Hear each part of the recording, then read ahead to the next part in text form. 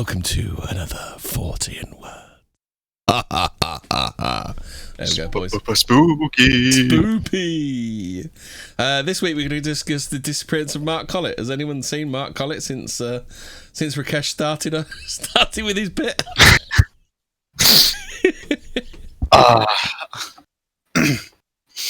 Hey everybody, it is October 6th. It is a Thursday, and no one has seen Mark Collett. Nobody knows where he is.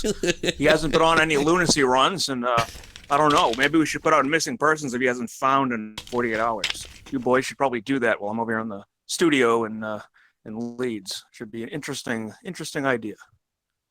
So I've got something that sounds like a stand-up routine from Dangerfield. Ingested beetle escapes out of frog's posterior. A bizarre experiment has demonstrated how one aquatic beetle can survive being swallowed up by a frog.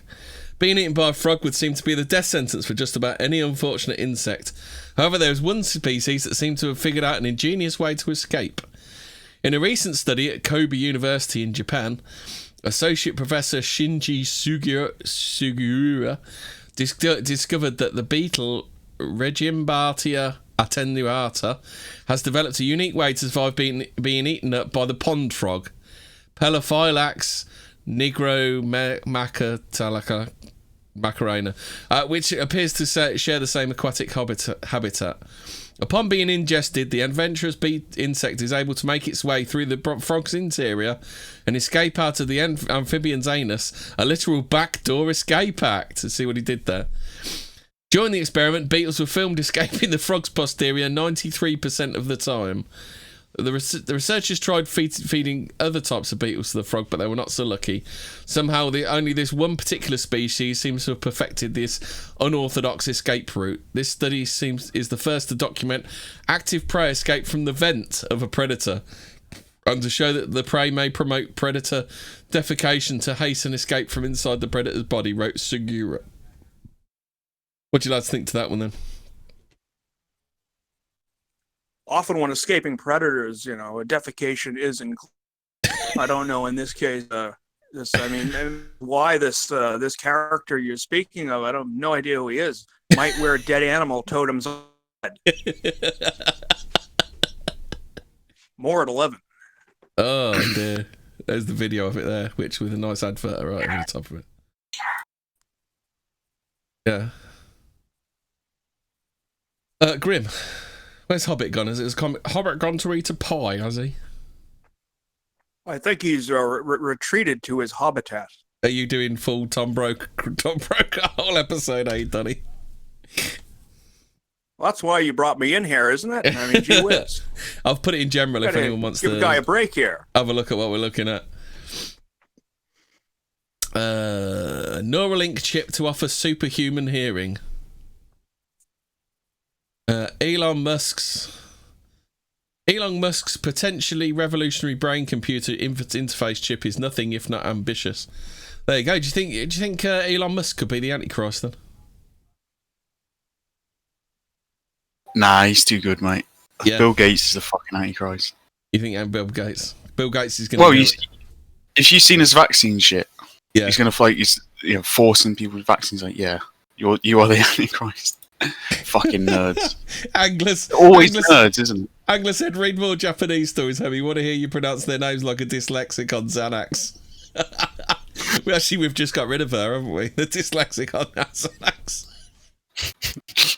Oh yes, that runaway insane asylum victim we had on here doing episodes. That was some real edgy stuff there, pushing the envelope, old Hemi. Fuck. In recent months, the SpaceX CEO has teased a whole lot of features and capabilities for the chip, ranging from making it possible to stream music inside your head to helping people deal with anxiety and mood disorders. More recently, he also revealed the chip will offer the opportunity to experience superhuman hearing by extending the range of normal hearing beyond frequencies and amplitudes. Despite these claims, however, little is actually known about the Neuralink chip, other than it will be somehow sewn into the brain to enable full bandwidth data streaming. Holy shit! Who fancies that then? What is this? The $6 million man? No, the Neuralink chip by Elon Musk. Yeah, no. Yeah, right. You get your firmware update and suddenly you go schizo. Yeah, Mark of the exactly. beast. I've seen all these cyberpunk films. They do a firmware update and you can't say no to it because it's even worse than Windows updates. Never mind. I was going to say, never mind sci-fi films. What about what he does to your fucking computer? Do you want someone doing that to your brain? What? Well, that's it. I mean, this is the thing. There's a program called Stop 10 Updates or Stop Updates 10 or something. And I got it because there's just a number of people where they got like an update for Windows 10. It was bricking their computer. And I thought, well, this is terrible for an operating system I've never paid for. So I just thought, no, who's in control of this computer? It's not you, it's me. Therefore, stop updates. No, the idea of putting like chips and stuff into your body is pure Mark of the Beast territory. Not doing it. I'll tell you, don't want to. Easy for you to say. There's no point doing the Donald Trump hints at UFO total transparency, is there? Because every president promises that until they get in, don't they? Yeah, it's just like every single one's like, I want to come truth about UFOs, and then it's like Boris Johnson. If they enter here legally, we'll send them back. Yeah, no, mate. You can say whatever you like, but you're not in control of it. Yeah. Imagine if there was like a president or prime minister that was actually in control of the country. Now that would be spooky. That'd be a good idea, wouldn't it? First evidence of cancer found in dinosaur bone. Hobbit, you interested in that one? So I'm guessing it's bone. It's cancer of the bone then, because the soft tissues would disintegrate. Yeah. Yeah. Wow. I mean, one of the things. Okay, that's interesting because people like to say that cancer is a modern phenomenon, but the Egyptians, who weren't really known for them, well, they okay. Egyptians catalogued cancers as well, so it was known to ancient man. You read that thing saying cancer is a fungus? No. What's that? There was an Italian doctor, Dr. Tullio Simoncini, and he wrote a book called Cancer is a Fungus. I've never read it because, one, it's in Italian, and two, well, the title says it all. But yeah, suffice to say, the tumours and little strands they got, it's mycelium, and basically, like, if your body is got, if it's got like, come on, brain, work for once. If your body's got the right conditions for growing fungus, like you got athletes put a dandruff, then it's also got the right conditions for cancer. So there you go. There's something to worry about. So they've revealed the CIA's nuclear-powered bird drone. Newly declassified CIA documents revealed details of a secretive Cold War spy drone that looked like a bird. Known as Project Aqualine, the unusual device served as a precursor to today's unmanned aerial vehicles and was first conceived in the 1960s at a time when the United States was eager to find effective new ways to spy on the activities of the Soviet Union without risking its pilots. The bird-like propeller-driven drone was designed to look like a soaring bird from a distance, which would have helped it to evade detection while flying reconnaissance of the USSR. Many as 5 prototypes are constructed, and the drone would be equipped with everything from infrared cameras to radio receivers and eavesdropping devices. According to declassified CIA files, it was capable of dropping equipment at predetermined locations that could later be picked up by U.S. agents operating in the field, James Bond style.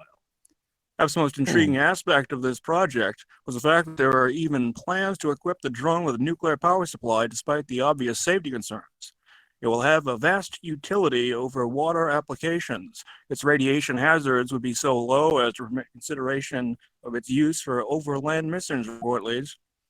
The nuclear-powered drone is estimated to be capable of operating nonstop for 120 days. Ultimately, however, the project ended up being canned due to disagreements over its rising costs. Hobbit, thoughts on this? Well, I'm guessing if it's a small drone rather than like a submarine-sized thing, it's not actually a nuclear reactor, but it's something called a fission micropile, which shithead journalists that know fuck all about physics would describe as, oh, well, that's a nuclear reactor then. Fission micropiles. Yeah, I was going to say, if it's a nuclear reactor, it should be. If it's a nuclear reactor, it should be going for longer than 20 days. Yeah, that's one of the big clues for it. But like Pioneers and the Voyager probes, they all had fission micropulse in them because they were going out so far into the solar system that solar panels just will not work past, I think, the asteroid belt. It's too dark. So I've got a question for you. In Iron Man, Tony Stark's Iron Man armor runs on essentially batteries. Unobtainium. So why does fire come out the bottom of his boots? I mean, okay, I could assume he's got batteries, but then he's also got gases, and then the gases get superheated by electricity. So it's a bit of both. Like it's a dual fuel system. But yeah, just quickly, fission micropole. What you got is you've got a radioactively unstable element which gives off heat, and then you've got a thermocouple on top of it. And thermocouples, they're two bits of two different metal, and when you put heat into them, it produces an electric current. It's not very efficient, but very simple, and it does work. And that's how you can keep these probes and drones powered. Elon Musk is off again. I mean, they're getting some material out of Elon Musk. Elon Musk says aliens built the pyramids. Is it me, or is Elon Musk going to start seeing glow-in-the-dark JCBs? I was just going to say, is Elon Musk having a Scuggy in episode or something? That could be possible. He's I mean, to be fair though, he does do a lot of stuff which is very funny. Like he says, I think I need to set up a website to rate the trustworthiness of journalists. And then you know who owns the media, don't you? Do you remember that tweet of his? Yeah, well, that was it. I mean, the usual suspects came out of the woodwork, and he started going on. They started saying, "Oh, this would just be." It was just basically leading up to him replying, "Well, you know who owns the media." And then some people. One for Donnie here. Rhode Island checks signed by Mickey Mouse. Dozens of residents received tax refund checks signed by the fictional anthropomorphic mouse and his creator. When tax refund recipients in Rhode Island received their checks recently, they expected to see the signature of a local official such as State Treasurer Seth Magaziner. What kind of fucking name is that? I think it's Italian. One of those made-up names. You mean it's made up because you want to slightly change the name you arrived here with? One of those type of names. Yeah. Or State Controller Peter Keenan. Instead, they found the checks had been signed by either Mickey Mouse or Walt Disney, both which being somewhat ineligible to sign such a document, owing to the fact one of them is dead and the other is Cartoon Mouse. Sounds perfectly reasonable to me. Almost as reasonable as the CT scans that reveal mummies that aren't human. 2 Egyptian sarcophagi dating back 3,000 years have been found to contain something rather unexpected. When scientists used a CT scanner to peer beneath the wrappings of 2 mummies at Rambam Hospital in Haifa, Israel recently, they found what inside came as quite a surprise. 2 mummies had been part of the collection of the National Maritime Museum for many years. The smallest of 2, which has been described as bird-like and was thought to have represented the Egyptian god Horus, actually contained remains of a literal bird inside, possibly a falcon. The other, which had been long thought to have contained the remains of a young child, turned out to be filled with mud and grain, most likely as an offering to Osiris, the Egyptian god of death. Mummies may have been placed in a tomb alongside an actual human mummy to act as a protection for the soul of the deceased as it made its way to the afterlife. In ancient Egypt, when there was a tomb created for the human body, they would place certain artifacts and even certain animals with those with mummified remains, said Marsha Javet, director of medical imaging at Rambam Hospital. Any birds in ancient Egypt had a very important role because they were thought to be protectors, so they would often place them in the tombs of the pharaohs. Not saying a bird came from the tomb of the pharaoh, but it's conceivable it had something to do with that kind of story. Back to you, Hemi. I've noticed mystery seeds start turning up worldwide. It's not our old boy Chad up to his usual tricks again, is it? Well, this he does get around. It's the seed packages. Packets of unidentified seeds have been turning up not just in the US but also in Europe, Canada, and UK. Packages which seem to have come from China were marked as containing jewellery and apparently an attempt to bypass seed transportation restrictions. Don't have enough information to know if this is a hoax, prank, an internet scam, or an act of agricultural bioterrorism, said Kentucky State Agriculture Ryan Quarles. There's some weird fucking American names going out tonight, isn't there? Quarles, Qurales. What the fuck? Jesus. Is he a quar? I don't know. Perhaps his name was Quarles. Perhaps his parents' name was Quarlstein when they come over on the boat then. I mean, his name looks like a quar. He talks like a quar. It's been an update to the Bigfoot story. Apparently, a woman was chased by Bigfoot in a New York park. Could have been a jogger, but who really knows? Local news station has reported one woman's disturbing encounter with a mysterious ape creature. Most of the sightings are allegedly cryptid. For example, the tail, bipedal ape covered in dark hair, typically occur in remote areas of the woodland. Is that how you don't get arrested for being called a Karen? Then is that? I was legged by a Bigfoot. This could also tie into the missing story of a woman who ran away from a Florida insane asylum. Witnesses have said that this is the latest testimony. However, it comes from Hyde Park of the Hudson Valley. Wow, she really covered a lot of mileage there, didn't she, boys? According to the report, which was received by Bigfoot researcher Gail Beatty, a woman who wishes to remain anonymous, was chased through the trees by a creature. Usually, it's the tree jumpers who do that. Hobbit, do you want to do the do you want to do the near-death experiences in some of your voices, Hobbit? Oh yeah, okay. Is it page 2 of unexplained? News? It's page 2 of the news section. Thank you, my good friend. Yeah, top I'm of it. Talking with. We haven't had any of your comedy voices in a while, Hobbit. Speaking of comedy voices, an ex-colleague from my former work, he's sort of saying, "Hey, I'm sorry I haven't talked to you in a while, but I really didn't like your racism." It's like, well, thank you for waiting 3 months to tell me you didn't like my racism. Several people have recently come forward with details of their own harrowing near-death experiences. Seeing events flashing before your eyes, observing a bright light at the end of the tunnel, or feeling as though you are floating above your own body are just some of the things commonly described by patients. Just some of the feelings that people have whilst watching Tassob. Yes, also known as a near-death experience. Some further examples of such experiences are recently put forward on social media by a group of individuals who had all spent time dead, and each had a different tale to tell. You don't want to do that. Yeah, that's the great part. Yeah. If you are going to spend some time dead, try not to spend time being dead. Yes. So, first one. What is the first one? It's a man.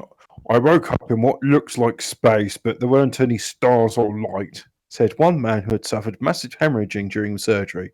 I wasn't floating, so to speak. I was just there. I remember thinking over my life, but it wasn't like a montage, more like I was idly flipping through a book, and snippets stood out here and there, like the time I became a chartered accountant in Winslow. Whatever it was, it changed my thoughts on a few things. I am still afraid to die, but not worried about what happens after that. Another, who suffered a motorbike accident, recalled being in a black and quiet environment before encountering his brother. He weren't in Chicago then, was he?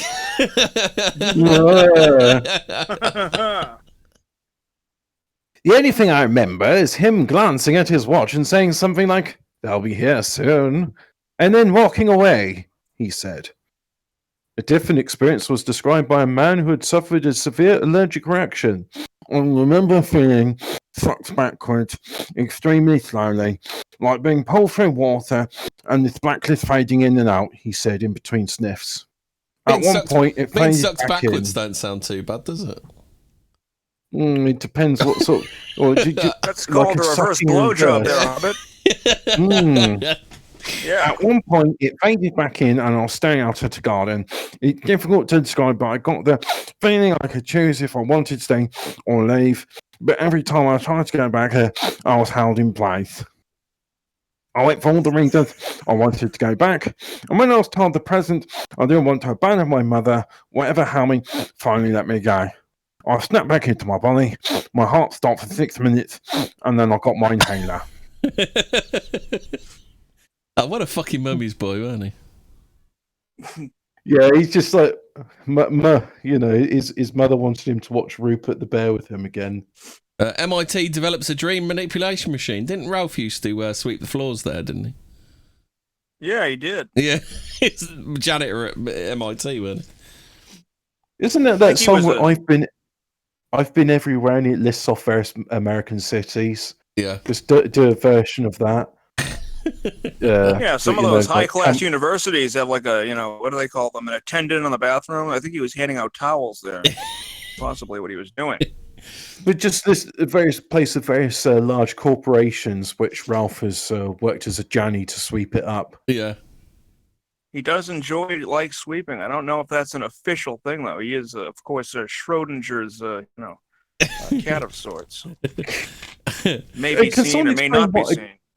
What a Jakes and Latte sounds like, because apparently when I'm going spazzy, that's what I sound like, Jakes and Latte.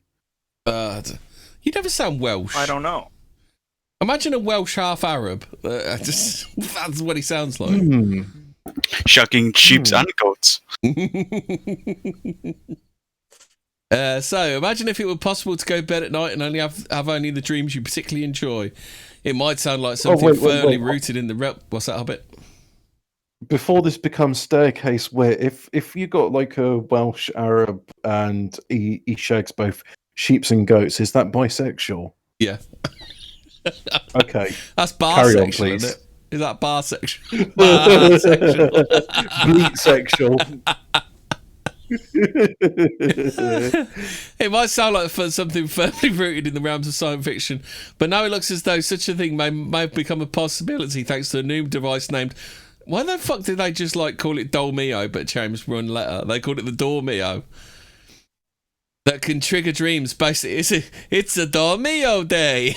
That can trigger dreams based on certain themes or experiences. Developed by a team led by MOT neuroscientist Adam Horowitz. So he's been busy since he left the Beastie Boys, hasn't he, old Adam Horowitz? Or was he the one that died? Which was one of the Beastie Boys that died? I have no idea. Their career. The wearable. I like that joke in what's it called? That cartoon show, Futurama. That's it. Yeah. And Fry meets Beastie Boys. Their heads in the jar. It's 1,000 years into the future, and it's like, oh, I've got all 3 of your albums. It's like, hey, that was 1,000 years ago. Yeah, we've made at least 1 album since then. To be fair, Paul's Boutique is a decent album. I was never into them. Hey, man, I don't know why you like this rap crap. It's not Christian. Planetary robotic thing. Intergalactic planetary. Intergalactic planetary. Sabotage is a good tune, isn't it?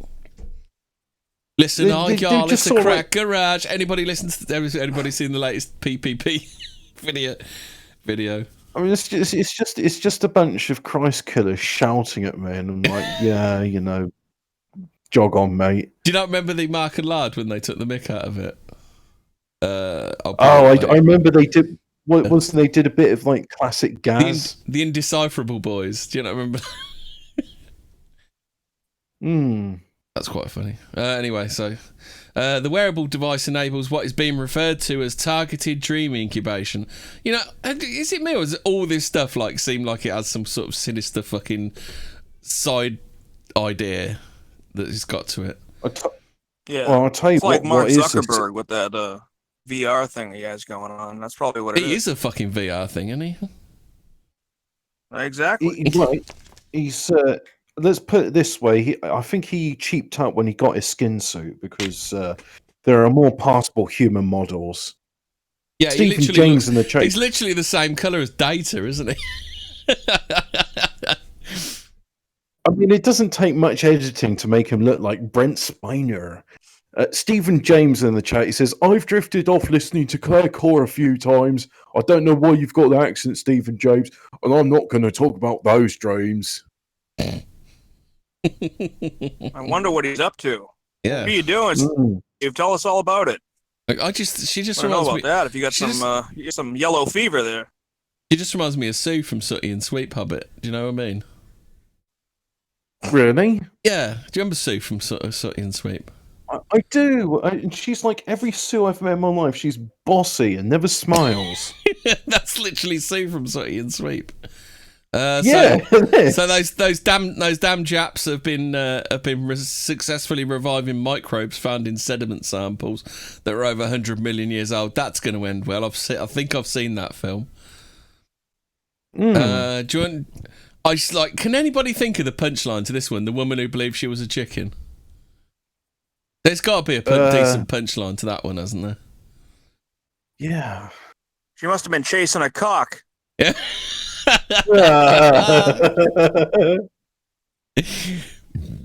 Right, so psychiatrists have made progress in explaining a rare disorder that makes a person believe they're an animal. It's one of the rarest medical conditions ever recorded. A person with no history of drug or alcohol abuse can suddenly completely be convinced they are no longer human. One of the best documented cases involved a 54-year-old woman from Belgium. Well, I mean, anything's got to be better than being Belgian, isn't it, Hobbit? It's better than being Dutch. 50 inexplicably started to behave as though she was a chicken. Her brother discovered her outside her garden, clucking, blowing out her cheeks and crowing like a rooster.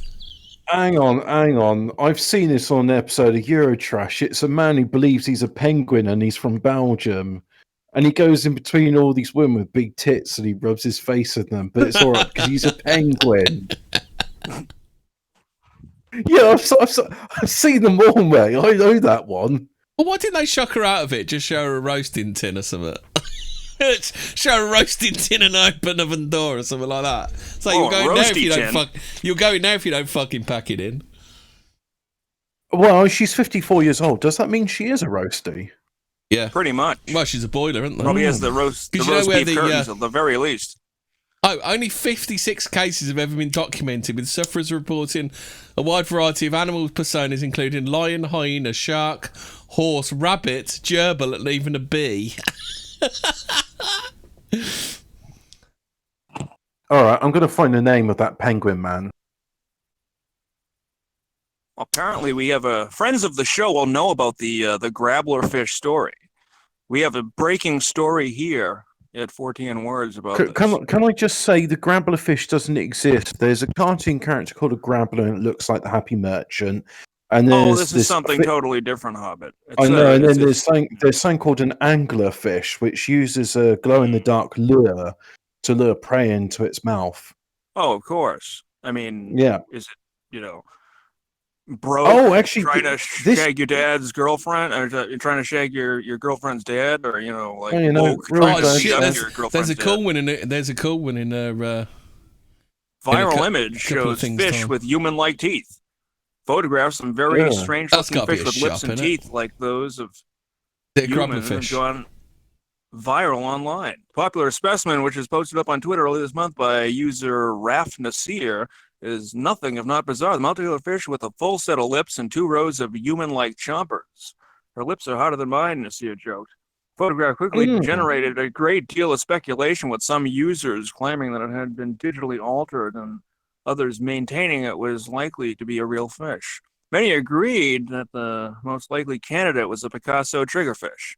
Upon seeing the red line that runs straight from its snout to its pectoral fins and the black patch on its belly, kind of guessed that it was a black-bellied triggerfish, said marine biologist Lufti Afik Grossley. Nothing, however, is quite as it should be. Teeth in the photo seem doctored to me, said Grossley. Most triggerfish do not have teeth like that. Usually they have 2 set of canine teeth on top and another set at the bottom. These help them catch their prey, which are usually shellfishes on the reef floor or incel boys from way up north. So there you go, kids. You got a picture of the fish there. Well, maybe that's where our friend is gone. speaking of fish and birds and men who believe they're penguins, do we all know about Monsieur Pingouin, whose real name is Alfred David? Let's put a video. No, No. please tell us. Tell us all about him, So Hobbit.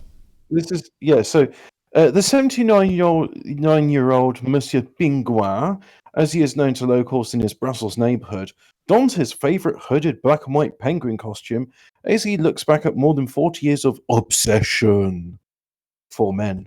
My ultimate dream is to be buried in a deep ocean close to where the penguins live, David told Reuters. I didn't know he could speak English. David's life changed in May 1968 when his hip was injured in a car accident. His resulting limp was characterized by his colleagues as a waddle, and they dubbed him Mr. Penguin. As a consequence, he embraced an As a conquest, he embraced an interest in the flightless seabird and began collecting everything he could find that had a link with the animal. As his obsession grew, he eventually set up a museum in his home, which displayed some 3,500 items of penguin memorabilia. I've been to a little Tintin museum before, so I feel I can understand the idea of Belgium obsession. His wife, he's got one, showed him and his collection the door when he told her he wanted to officially change his name to Mr. Penguin. David later donated his penguin collection, which ranged from penguin lavatory paper to cups and toys, to a local soccer team to raise money for the club. That's football to you and I. Proud of the international media interest he has attracted to the penguin cause, such as his appearance on Eurotrash, David has appeared on dozens of TV shows over the years and was invited as a special guest to the 1992 Amsterdam premiere of Batman Returns, which featured Danny DeVito as the hero's nemesis, the Penguin. Oh, I didn't know he got invited, so that's pretty cool. In an era of movies such as Happy Feet, March of the Penguins, and Mr. Popper's Penguins, television spots are rare for him nowadays. He is still well known in the streets of Schaerbeek, the Brussels district where he lives, and where the burghers greet him, but burghers being like townsmen. How are you today, Monsieur Penguin? Taking a glass of red wine between his penguin suit wings, David said he still needs to use his thumbs after all these years to make sure he does not spill. So there you go. It's the man who thought he was a penguin. Some of you will be injured. I was molded by the car crash. I became the penguin. Nobody cared who I was before I put on the suit.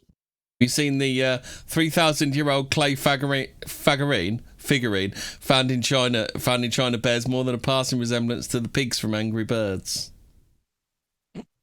Spooky. Ah. So Angry Birds has done plagiarism yet again. Yeah. The 3,000-year-old from a 3,000-year-old thing. Pseudo. Mm.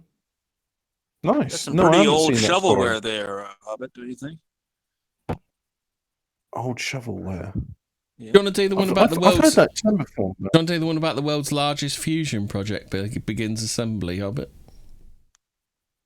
Oh, is that in China? Yeah. Well, where you getting Page that? 2 again from the news. Page 2. Unexplained mysteries. I'll open a new tab because I saw something which caught my interest. So if I get to page 2, and let me see. NASA's new ancient figurine looks like ancient bird. Yeah, world's largest fusion project begins assembly. Fusion assemble. The ambitious $23.5 billion endeavor claims to harness nuclear fusion as a source of limitless clean energy. Limit supply. Of course, limitless. I hate journalists. I hate journalists so fucking much. It's not limitless. There is. They do correct later on and say it's practically limitless. Often seen as the holy grail of power generation, nuclear fusion is the same process that produces energy in the sun, citation needed, and works by fusing hydrogen nuclei together to create helium. Unlike nuclear fission, which comes with the inherent risk of a meltdown, fusion is much cleaner and safer, whilst the hydrogen fuel is used by the processor, but it's practically limitless. Bollocks, that's all bollocks. It's not true. You have to use tritium for it. Tritium is radioactive. And It's not practically limitless. Tritium is very rare in nature, and it needs to be produced artificially from a fission reactor. So, fuck you. Physicists have been attempting to build a working nuclear fusion reactor, but I think the real holy grail to this will be mining helium-3 from the moon, because it's quite easy to fuse with normal hydrogen, which is... All right, so there's 3 states of hydrogen. You've got normal hydrogen, which is also called protium, and that's just one proton. Is that the stuff You've got you huff when you were a deuterium. teenager? Protium.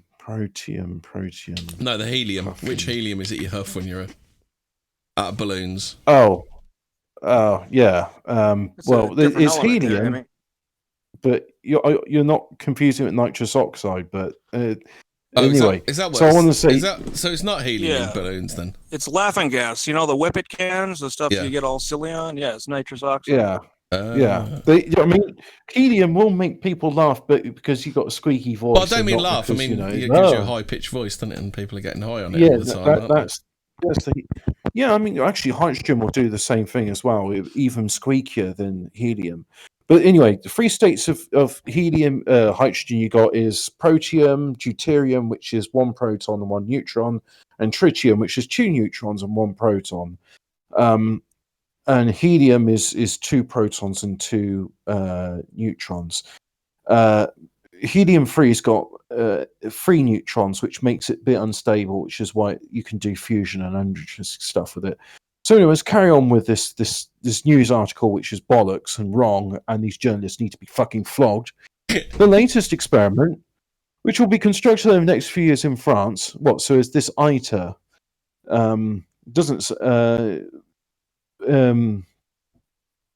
If you could wait for processing, latest experiment, which will be constructed in the next few years in France, will hopefully begin producing its first ultra-hot plasma needed for fusion by the year 2025. So can you actually fuse hydrogen nuclei together to create helium? Well, I mean, they say that's what goes on in the sun. Yeah, but that's with deuterium, because 2 atoms of deuterium, when fused together, give off a lot of heat, and then you end up with normal helium. So I think you get helium-3 on the moon's surface, because you got helium in the dust, and then there's solar winds, which like particles of neutrons, some occasionally like pop into the nucleus and stick. Have you seen the director of the project, Bernard Bigot? I bet he don't have any darkies on the project, does he? Well, that's just really discriminatory of you. I mean, you've seen all those base like blacks making robots and car plane boats. But anyway, so Sinja Abi says, I believe disruptive innovation will play key role in addressing global issues, including climate change and realizing a sustainable carbon-free society. ITER project director, here we go. It is ITER. But ITER's not actually written properly. ITER is an acronym. It should be capitalized. Fuck these guys. Seriously, they need a good fucking kicking. I'm becoming an editor later on in life, so I can shout at these tats. ITER project director Bernard Bigot called the harnessing of nuclear fusion a miracle for a planet. But cautioned, constructing the machine piece by piece would be like assembling a 3-dimensional puzzle on an intricate timeline and with the precision of a Swiss switch. If the project succeeds, it will be able to produce 10 times as much heat as put in, a far greater surplus than for any other fusion experiment that has come before. Eventually, nuclear fusion could revolutionize the way we generate electricity while simultaneously solving the problems of pollution and dwindling fossil fuel resources. Yes, but what would it do about the blacks, though? I mean, this doesn't address the inequality of black trans LGBT performance artists. The next story might answer that. Civilization is on track for an irreversible collapse. 2 theoretical physicists believe there's a 90% chance that civilization will collapse within 40 years. The troubling prediction comes courtesy of Dr. Gerardo Aquino from the Alan Turing Institute in London and Professor Mauro Bologna from the University of Tarapacá, Chile, who maintain that the key contributing factor is the ongoing destruction of the world's forests. That's why society's going to collapse, the world's forests. Yeah. That's definitely, yeah. Sounds like some Greenpeace bullshit to me. Bunch of hippie fucking squares. Go hug a tree, you damn commies. I mean, if they actually said something like, well, we're approaching a time of solar minimum and we're in another mass extinction event, and also this interglacial period has been going on longer than any other previous time in history, so when's the next ice age coming? If they actually talked about stuff like that, it could be like, your plane has crashed on another catastrophe. When's it happening? But no, they're just going on about, guys, you're not recycling your plastics enough. It's going to kill the forest. How about this one then, Hobbit? You seen the one about the 60-foot Japanese Gundam robot takes first steps? This is what we need for the future. Yes, I have. I have seen that, but can I do this story about it's a near-death experience where a boy sees Jesus? Go on then. All right, so the 17-year-old had been clinically dead for 20 minutes before his heart started beating again. Zach Clements had been a fit and healthy young man when running during a PE class. He suddenly collapsed and had to be rushed to hospital with doctors battled to revive him. But he's not fit and healthy then. It took him over. Well, no, I met one of my cousins actually, and he's like, "Oh, did you know he's had a liver transplant?" I was like, "Wow, how much is he? He's 21 years old. He's already got a liver Interdimensional lizard wants to know, was Jesus white in this vision?" Well, we'll be getting to that then. So it took them over 20 minutes to get a pulse, but thanks to their efforts, Clements did eventually go on to make a full recovery. Now, that's interesting, because I'm told, if you go 3 minutes without air, you get brain damage. What he was able to remember of what happened whilst he was unconscious, however, go on to make headline news. When I was out those 20 minutes, I saw a man who had long ruffled hair and kind of a thick beard. And it didn't take me too long to realise that it was Jesus, he said. I went up to him and he put his hand on Travis. It could have been. It could have been Dude Lebowski from The Big Lebowski. Could have been Brian Blessed. No, he didn't have long hair. Hello, Sonny, you're dead. but also Brian Blessed's still alive, so I went up to him and he put his hand on my shoulder and he told me everything would be alright, not to worry. His experience, coupled with his remarkable recovery, had been hailed by some as miraculous. For him to wake up and tell us something experienced like that is just you can't explain it, said his father, Billy Clements. It's not humanly possible to explain it.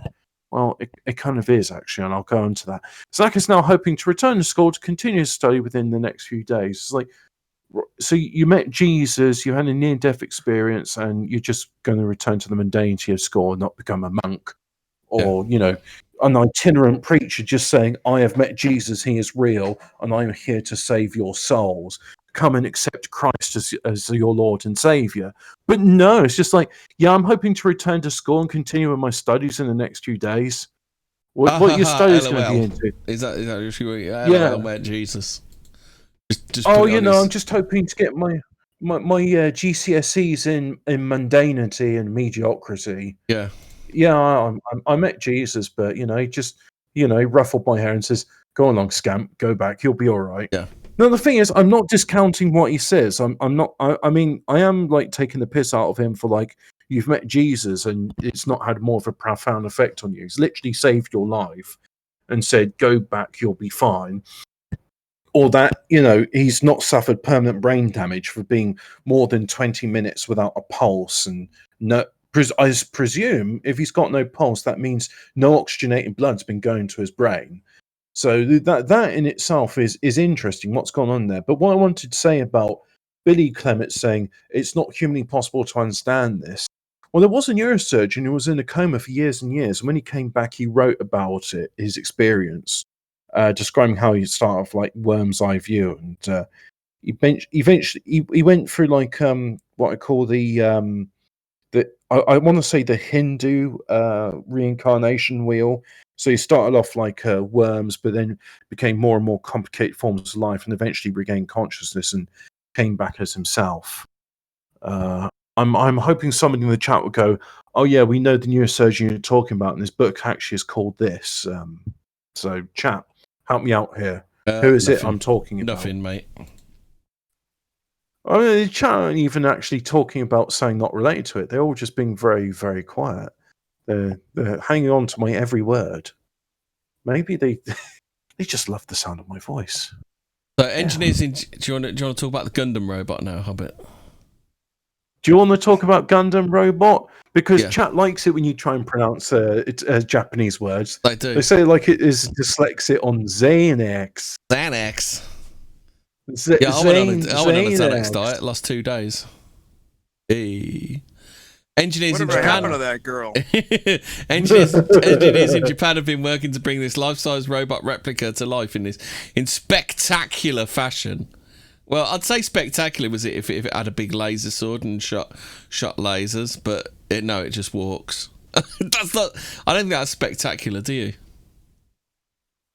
No, it's kind of boring. I mean, usually they do something else. There's some functionality that would be beyond, like turn into a car. Suit, you know what I mean? Could turn into a something car. Really cool. Fly into space. Like a Decepticon or an Autobot. One of them flying car jobs. That'd be real fun.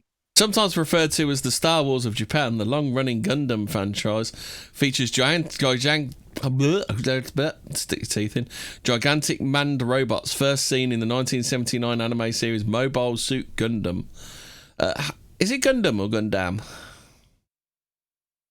Who knows? However you want to say it there, Hemi. I mean, come on. Having earned over 5 billion, Gundam is thought to be one of the 15 highest-grossing media franchises ever. Now, in honour of its success, engineers at the Gundam factory in Yokohama are nearing completion of a gargantuan 60-foot replica Gundam that not only looks impressive but actually moves as well. Once completed, it will serve as a major tourist attraction for the city. Gundam factory Yokohama, which will be established at Yashimata Pier, in addition to allowing visitors to see a life-size 18-metre-tall Gundam move, we will also be able to share with them and let them experience the development processes up to the point where it is ready to move, the official website reads. In a recent video, which can be seen below, which I'll pop on a sec, shows the giant robot in action as its creators test out some of its functionality, including moving one of its legs and making it bow down. As things stand, however, the behemoth has been yet to given a head. I mean, to make this properly Japanese, it needs to have like a gun which dispenses panties or condoms and like tentacles, because everything needs tentacles. Yeah. Yeah, t-shirt gun. Yeah. Yeah, it can have a t-shirt cannon, but I'm thinking it needs to be Japanese, so condoms and panties. How do you think that works? This Gundam suit is brought to you by Mark Free Antivirus. Would it have to have like massive gyros in it or something, Hobbit? I imagine it's probably powered by hydraulic systems, like a JCB digger. Yeah, but how would you keep it from toppling over? Is the question. You need a gyroscope. It would have gyroscopes in it and stuff. Yeah. Interesting enough, the International Space Station uses gyroscopes to change it.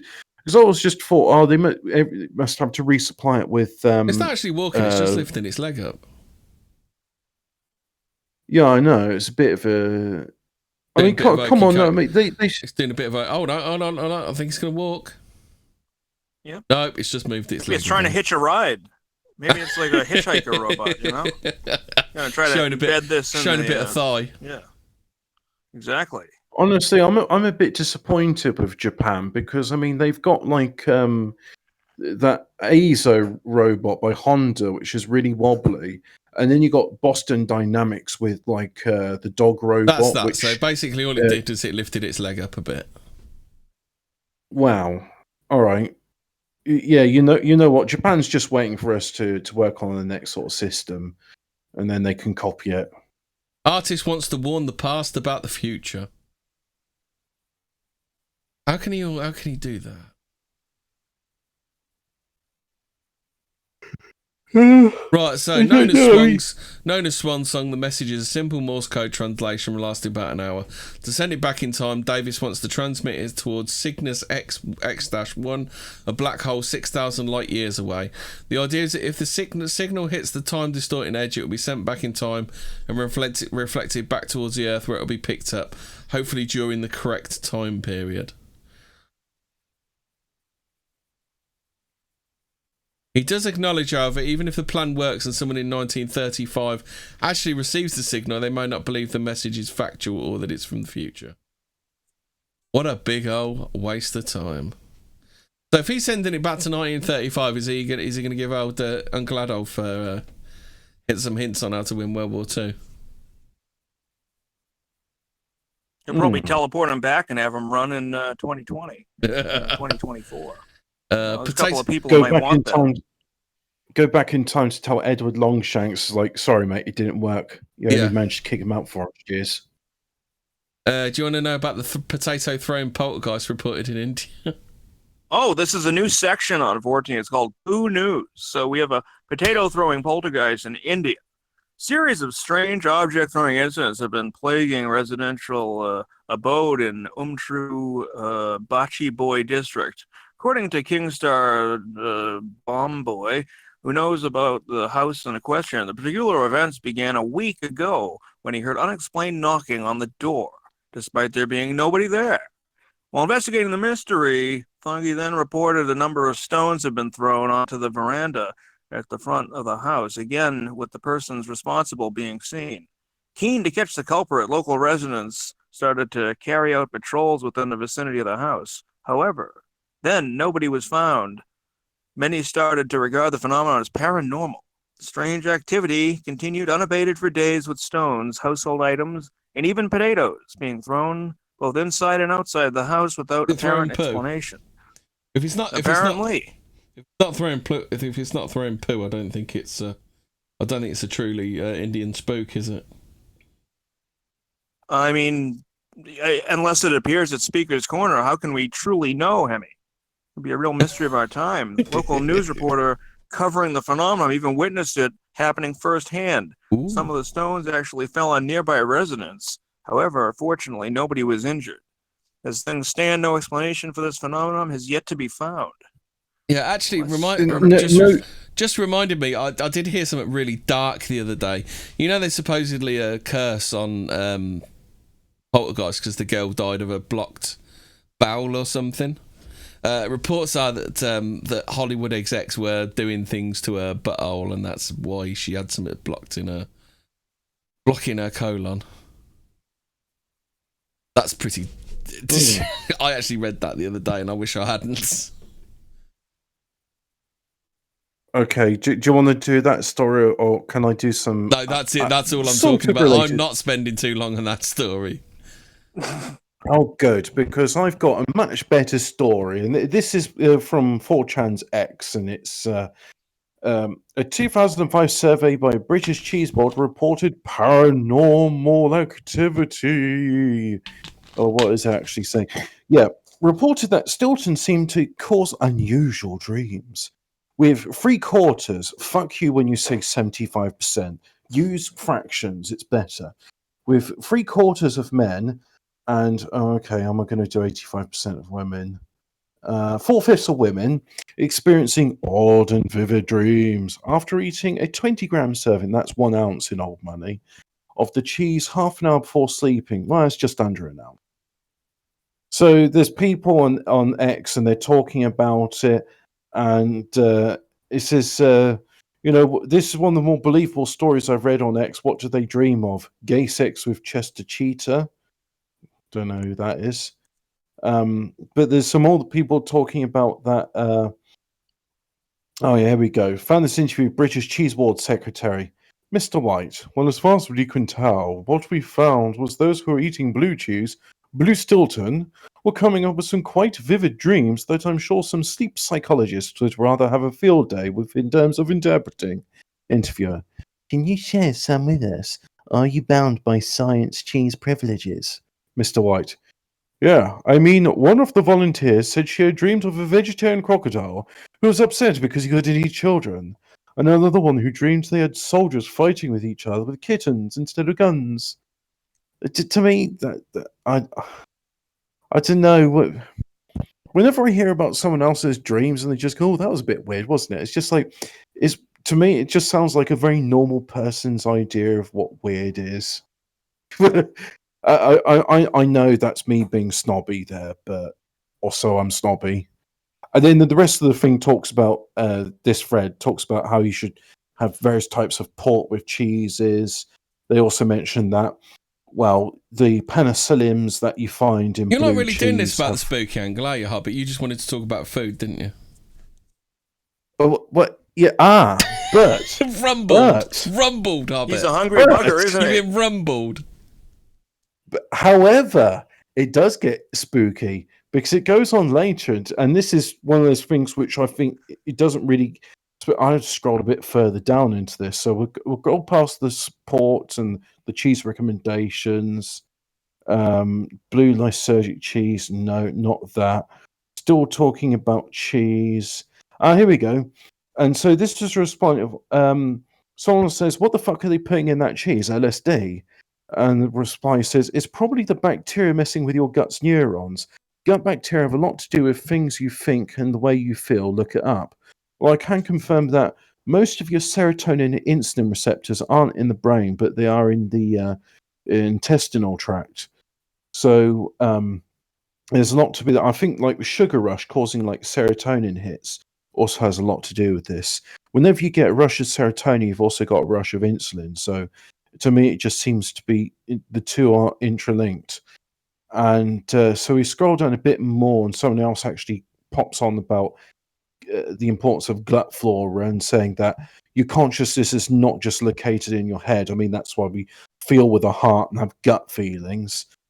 Well, there's a lot of wisdom, isn't there, in the old ways. Yeah. I mean, there's because the people that actually weren't so divorced from their own nature would realize that, yeah, this thought I'm feeling, it's from my heart, it's not from my head.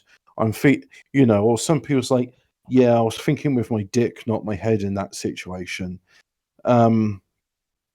So where is it? And then, they're talking also about like people saying like various drugs they've done that give them weird dreams. Like someone is saying Xanax is the only thing that's given me crazy dreams. Usually dreams within dreams. I've had those before, but not from drugs. One time I went 4 layers deep, and it took my girlfriend 30 minutes to convince me I was awake. And it's on. I had a nightmare the other day. I was asleep and I dreamt I was awake, and when I woke up, I was asleep. You must have been listening to Tessa. Mate, it's okay to admit you've got a problem. Admitting you've got problems is the first step to recovery. That's half the battle. Just put the tassel down. It's okay. You can put tassel down. Don't have to listen to it every week. It's all right. We won't mind. Well, yeah, someone here he's just mentioned that about like you got these parasites and stuff in your body, and I can't find the exact reply, but they're saying here that diatomaceous earth, the earth which has got a lot of silica in it. Yeah, diatomaceous earth. Thank you. Yeah, cures autism, and I don't know about that. We're not making claims because FDA will say, yeah, we don't care about international restrictions. We're coming for your ass. Well, I've heard people making claims that it cures autism, and I've been reading about it. You can consume. Oh, well, yeah, I mean, bleach and also lead applied at high velocity cures all sorts of diseases. Cures crime as well, doesn't it? Lead applied at high velocity. It really does, but that's what's made me laugh about capital punishment. It's like, it doesn't stop people doing it. Yeah, but it cuts down reoffending rates, though, doesn't it? It does. So, but with this silica earth, I was reading about it, and I went onto a website, and it's like you can sprinkle it where ants or cockroaches are, and it will kill them. And I was like, so you're telling me this thing which has got a lot of silica, is good for your health and all that, kills insects? And then I just started thinking, like, yeah, insects are nasty creatures, aren't they? I mean, I don't mind ants so much, and bees all right, but the rest of those other creatures, they're horrible. I can't stand them, and I'll do a I story just about want to say cursed rock now, now, Hobbit. yeah. A rock I've that was done picked enough up about 3 years cheese. ago from a park in Colorado has since been branded cursed by its owner. Oh my god, I can't even read it. That looks awful. Just says bad things have been happening, so that's about all I can tell you. So bad things have been happening. So sender claimed the innocuous-looking stone was in fact cursed. Someone brought this home to me 3 years ago. They wrote, bad things have been happening ever since. Sure, one of you can find which park it belongs in. As things stand, however, the identity of the person who sent it and the exact nature of the bad things remain a total mystery. So that's a complete waste of time, that story. There's a glorious reply to this, which I don't think I can read out on YouTube. But I mean, this is why I love. I'm just going to post it in general, and you can see why I'm not reading this out. But this is a thread about flat Earth, and they're saying that how do you reconcile your belief with the fact that humans will eventually colonize other planets?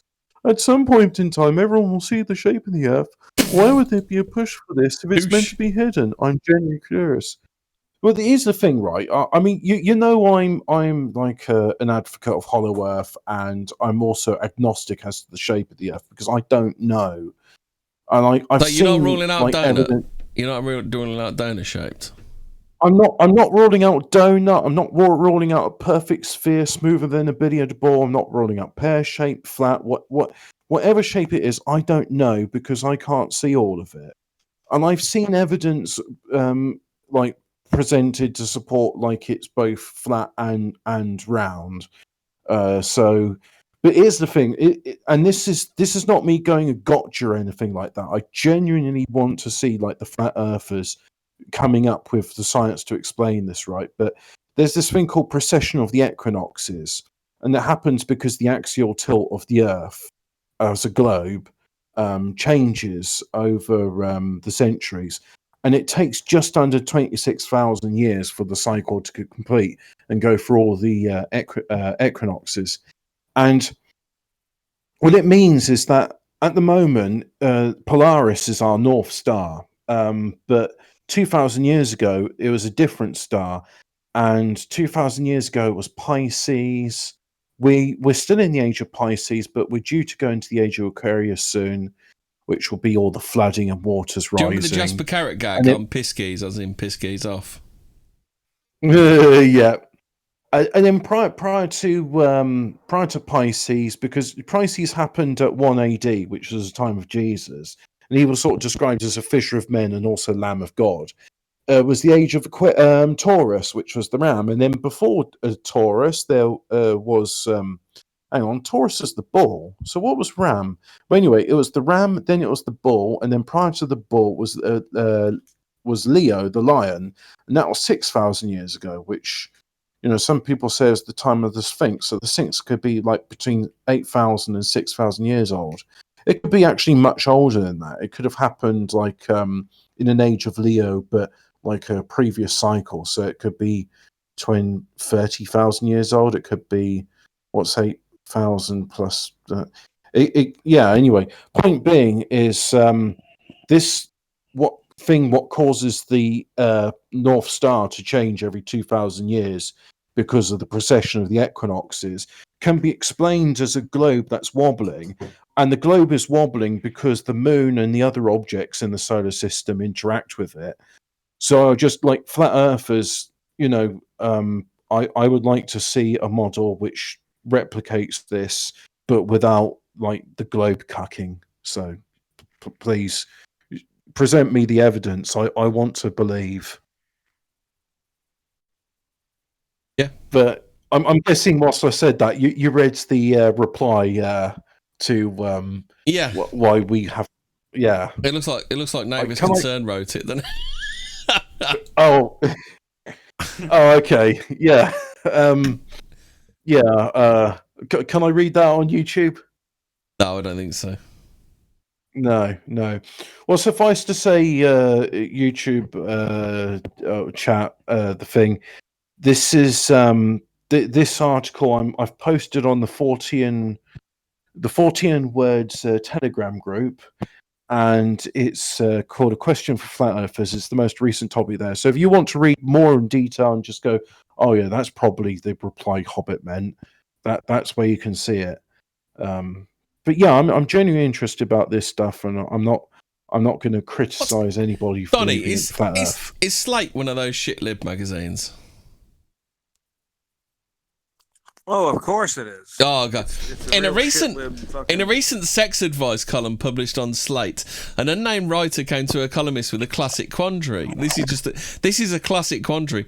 Her friend appears to be engaging in sexual relations with a ghost, and she doesn't know what to do about it. At first, when the friend divulged she was masturbating while thinking of a man who lived in an apartment in the 1920s. The writer thought she was joking. Over the past few months, it seems the friend has apparently grown increasingly smitten with John. She references it to him as though they are partners. She posts about him on social media. So enraptured is this woman by a ghostly lover that she is even considering abstaining from seeing an old sex partner out of concern that it might make John jealous. And the writer is troubled. I can't tell if this is harmless or if I should have a more direct conversation with her about it. Wow. That sounds like a very unlucky Pierre there. A situation going on. Yeah, fucking hell. What if he gets ghosted? Hey. I know. Be missing in action, so to speak. In the current theme of Pooh News, we have an eerie female ghost enforces lockdown in India. Ghostly costume figure has been scaring residents into staying indoors in an Indian village of Odisha. Back in April, we covered the story of volunteers dressing up as ghosts in Indonesia's Kipu village in an attempt to scare people into complying with coronavirus lockdown restrictions. It's an Stay inside or you will not get your allotment of Kaupu. To have been getting around, as it has since been reported that a woman in India has been doing pretty much the same thing while dressed up as a specter. With long black hair, chalk white skin, and a black flowing sari, the woman has turned more than a few heads recently, according to reports, has proven quite effective at eliciting compliance. She was allegedly hired by the village council to keep support efforts to enforce lockdown. This does seem like a scene from a comedy horror film, said film director Poopy Pants. Full marks for creativity of the person who had thought about this. We also need to educate people so that they do not take the pandemic lightly and not fall for rumors. Latest tactics adopted to keep people indoors at night. You're really doing a lot to get this thing trending on social media, aren't they? It's from the Hindustan Times. Back to you, Hobbit. Oh, well, thank you very much. The chat's been telling me I should join the Kinodrome, so my good friend on the Sand is going to ask for a link for PP. That's Kinodrome, PPP, the Kinodrome. I heard him saying something about it yesterday, but he sounded upset, and therefore I didn't listen anymore. Yeah, he said something about, I think the first show is going to be, someone's got, I think he wants someone to defend DC Comics and Batman or something like that. No, Batman versus Superman, the Zack Snyder movie. Yeah. Sounds fun. What else should I found another one. Aliens, monsters, and a haunted abbey and goblins all in one little village. This is by Nick Redfern. Where is it? Over at his UFO Conjectures blog, Rich Reynolds has posted a fascinating piece of old film footage with an interview with a woman named Jessie Rostenberg. Jessie was someone I met a long time ago, mid to late 90s, at a UFO-themed gig in central England. With that said, now onto her encounter. Jessie said that one day back in October 1954, she and her children had a classic George Adamski-style flying saucer style encounter. Flying saucer style encounter at the village of Ranton, Staffordshire. She also said that UFO had been built into its side, a large observation window through which could be viewed a number of human-like entities with long blonde hair. So they're they call them the Nordics, don't they? That was what, wasn't that what? It was the interracial couple that got. Is the kidnapped. Is the the Nordics like from Sirius? I think so. I don't know where they're all Yeah, from. the blonde aliens. Yeah. Who am I thinking? Who's that couple? The famous one where they got kidnapped by UFOs. The Dennis Quaid. No. The dude was black and the woman was white. Can you remember them? O.J. Simpson. Oh, for fuck's sake! Fucking very useless.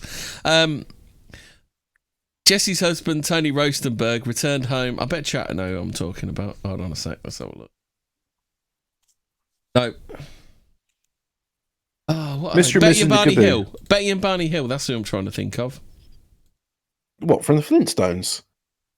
Sake. Betty and Barney Hill. They were abducted by aliens, and I think they were wearing like Nazi uniforms or something, weren't they? They love blonde hair. Wow. So the Nazis are abducting Wignats. Yeah.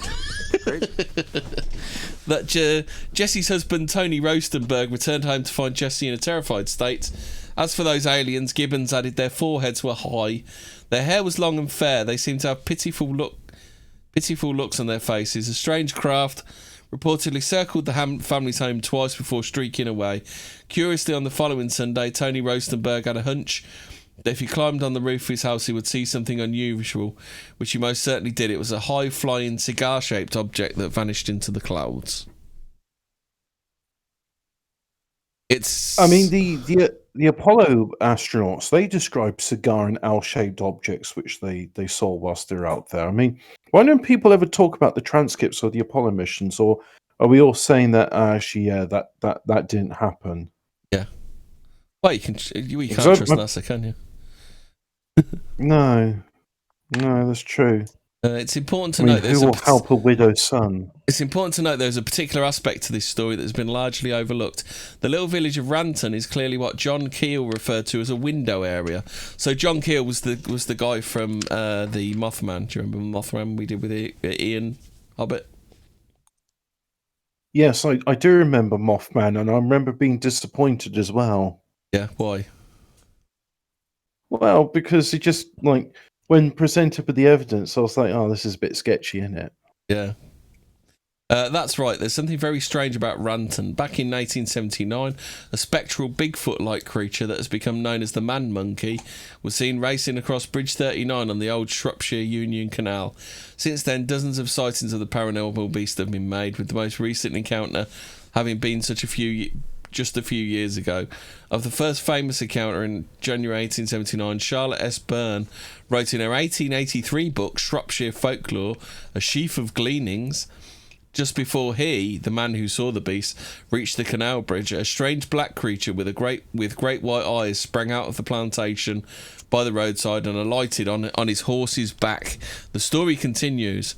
He tried to push it off with his whip, but to his horror, the whip went through the thing, and he dropped it to the ground in his fright. The poor tired horse broke into a canter and rushed onwards at full speed, with the ghost still clinging to its back. How the creature at length vanished, the man hardly knew.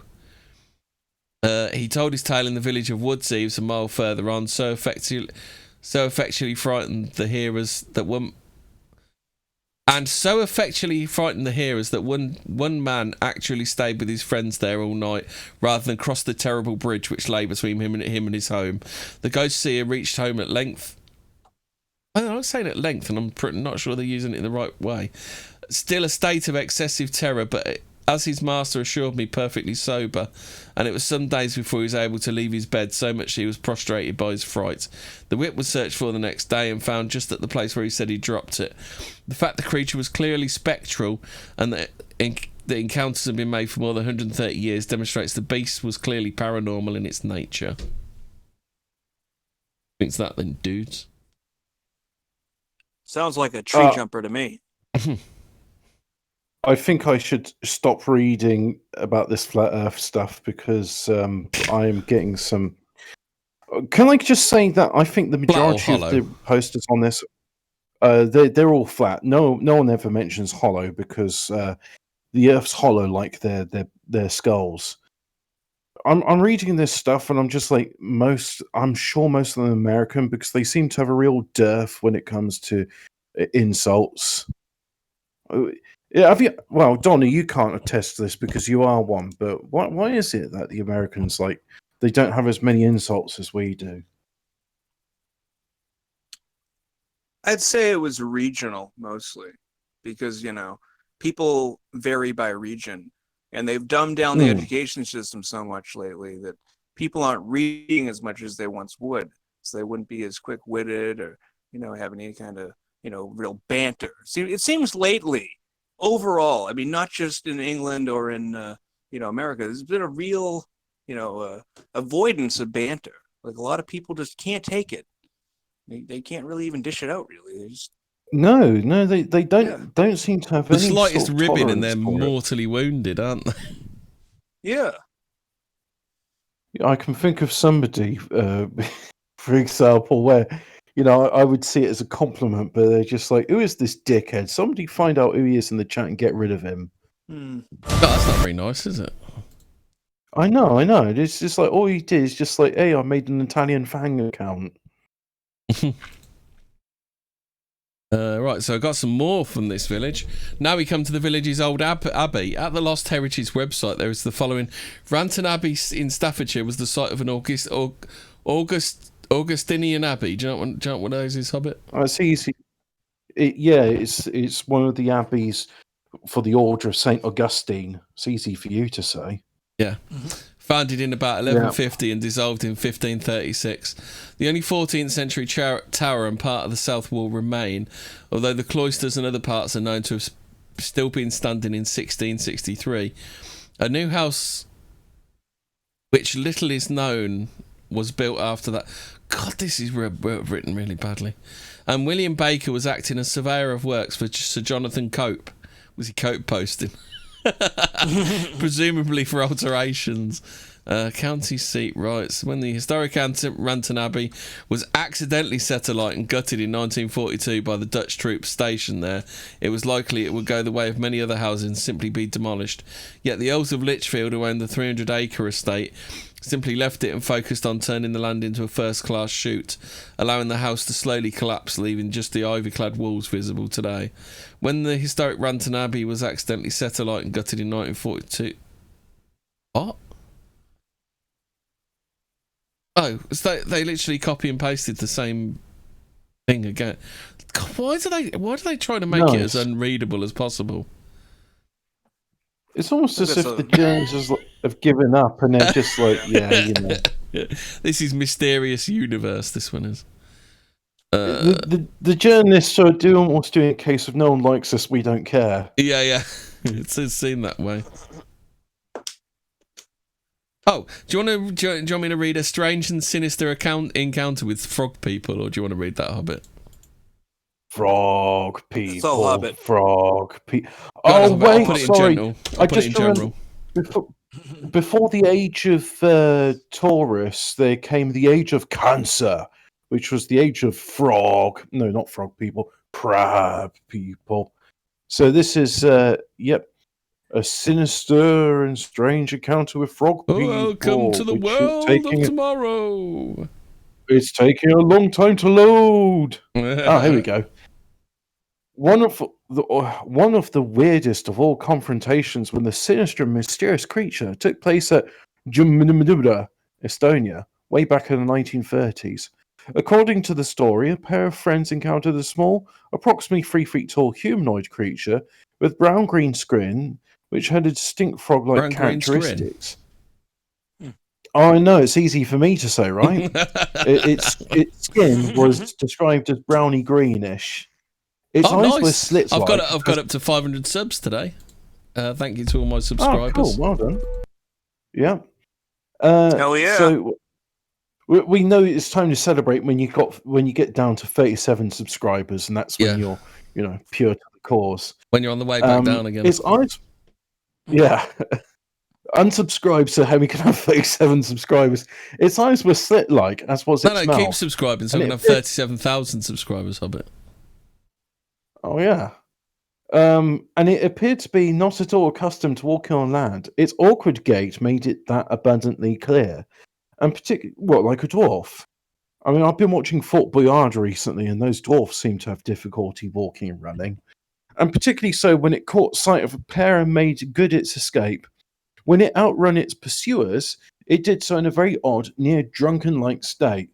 There's a good reason why I mentioned Oh shit! that. We need to ask our case. good friend Tactical Droid about this, don't we? Because isn't he Estonian?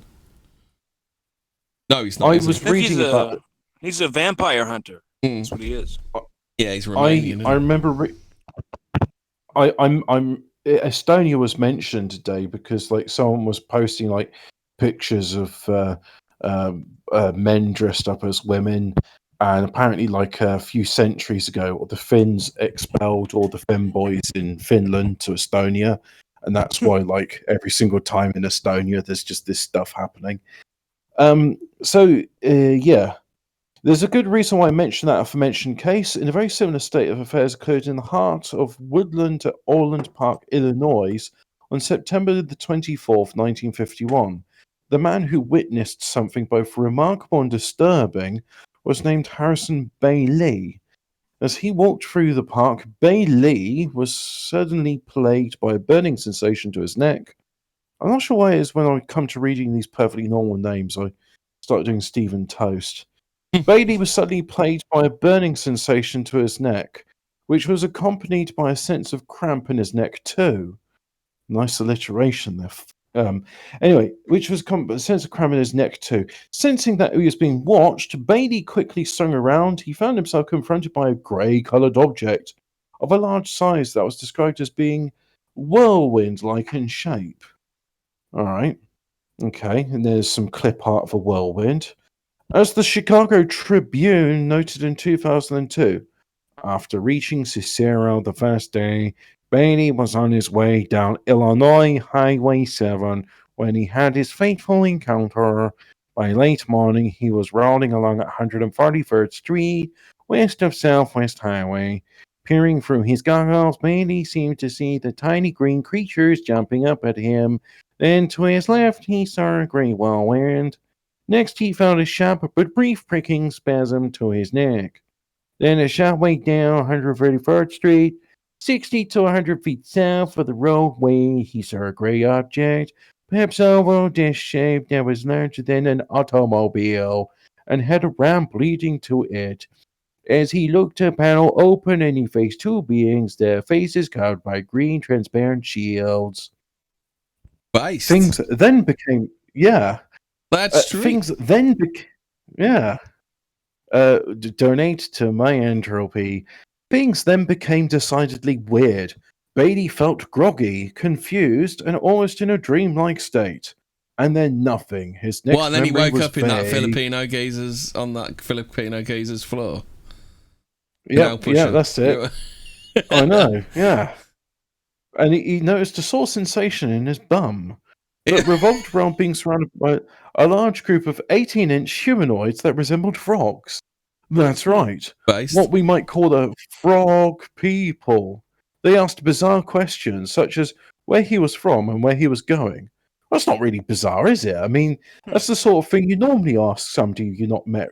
Oh, you're not from round here. What with you being, taller than 18 inches, not resembling a frog. So where are you from and where are you going? But that's not an unusual question. Sorry, that's completely thrown me off what I was reading. What else? Just the fact that it's like I closed my eyes and started looking off into the distance, just thinking you're being asked by frog people where you are and where you're going. All that Bailey could focus on was the fact that he felt somewhat paralyzed and unable to move properly. The unsettling feeling soon worn off, however, and Bailey was left to make his stumbling slightly out of it way back home. UFO researcher and author Andrew Fell said of Bailey that his experience with UFO entities began in 1951. Hang on, we haven't talked about UFOs, we talked about frog people. Began in 1951 when he was verbally accosted in broad daylight by two occupants in a landed UFO. At the time, he was a steelworker in Gary, Indiana. Did they say, get off my land? Get off my land. Imagine it's like, where do you work? I work in Gary. What, are you gay? No, Gary, the town in Indiana. Oh, so you're gay. I was on vacation, walking at midday through a patch of woodland area outside Erlenbach, Illinois. Two masked entities appeared to wooded land outside. What did he say? A wood? What did he just say? A wood? Walking at midday through a patch of wooded land outside Orland Park, Illinois. Wooded land. Would that also not be known as woodland? Yeah. I swear, something happened. I think there must be something in the air or soil in America which just makes people go dumb. Two masked entities appeared at the door of the UFO and asked him questions. He remembered answering them briefly and continued on his way. Despite having come out of that odd encounter unscathed, Bailey had a nagging feeling that there was more to the experience than he could consciously recall. Finally, he elected to do something about it and underwent regressive hypnosis.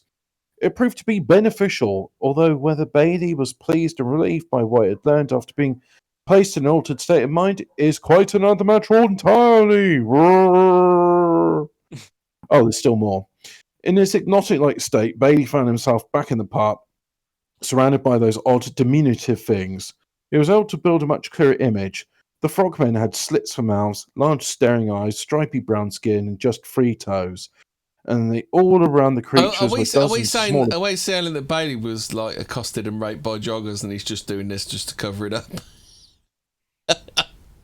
Or I'm thinking to myself, like, did you not preserve any of those magic mushrooms because this sounds quite powerful, this experience you had? He was able to build a much clearer... And all around the creatures were dozens of smaller bug-like things that wildly raced around the woodland floor. There then followed an amazing situation where Bailey found himself in telepathic conversation with the frogmen, who informed him that humankind's warlike ways would be its downfall, and that they wanted Bailey to spread their warnings. Oh, all right, let me repeat that sentence again, because that didn't read right. And that they wanted Bailey to spread their warnings. Word for word, that's what it says here. Bailey then found himself English back the second in the language for this person? I think, yeah, well, the author is called Nick Redfern, and he's bald. It's Nick Redfern, yeah. I think, I think it's Nick Pope that Zero wants to fight with. He wants to fight him in a pub car park somewhere, doesn't he? He calls him Nick Pope, the government dope, doesn't he? Oh, that's it, yeah. We're almost through this diatribe of a story, but actually it reminds me a lot of, like, Brutus describing the Kali Yuga and how at the end men would just be like little pygmies running through the bushes fighting giant cockroaches. Why don't they just say it'll be like why don't they just say it'll be like the start of Indiana Jones, where he's running through the forest with a little people throwing darts at him? Yeah. Bailey then found himself back in the woods and on the path back home. In many respects, Harrison Bailey's encounter sounds like a classic example of what has been infamously become known as an alien abduction. Except for one thing, the creatures that Bailey met sound far more cryptozoological in nature than they do ufological. What fucking aliens? Oh, yeah, they're not supposed to look like people, are they? God's sake, man. What's this alien supposed to look? It looks fucking alien. That's what an alien does. Oh, and you're just an expert on what looks cryptozoological rather than ufological, Nick Redfern. Works full-time as a writer, lecturer, and journalist. Well, no, pick one. You don't work full-time as a writer, lecturer, and journalist. You've got 3 part-time jobs as a writer, lecturer, and journalist.